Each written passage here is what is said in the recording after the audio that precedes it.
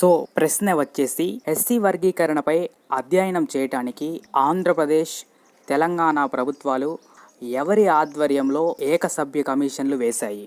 మనందరికీ తెలుసు, 7 సభ్యులతో కూడిన సుప్రీంకోర్టు ధర్మాసనం 2024 ఆగస్టు 1వ తేదీన ఇచ్చిన చారిత్రాత్మక తీర్పు ఎస్సీ వర్గీకరణ రాజ్యాంగబద్ధమే అని తెలుపుతుంది.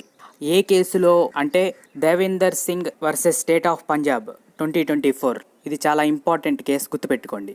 ఈ తీర్పు తర్వాతే ఆంధ్రప్రదేశ్ రాష్ట్ర ప్రభుత్వం మాజీ ఐఏఎస్ అధికారి రాజీవ్ రంజన్ మిశ్రా ఆధ్వర్యంలో ఏకసభ్య కమిషన్ని, అలాగే తెలంగాణ రాష్ట్ర ప్రభుత్వం జస్టిస్ షమీం అఖ్తర్ ఆధ్వర్యంలో ఏకసభ్య కమిషన్ని వేసింది. సో ఈ కమిషన్లు ఇచ్చే నివేదిక ఆధారంగానే ఆ రాష్ట్రాల్లో ఎస్సీ వర్గీకరణ చేయటం జరుగుతుంది. వీడియో కనుక నచ్చినట్లయితే లైక్ చేయండి, మీ మిత్రులందరికీ లింకును షేర్ చేయండి, అలాగే సబ్స్క్రైబ్ చేసుకోండి. Thank you.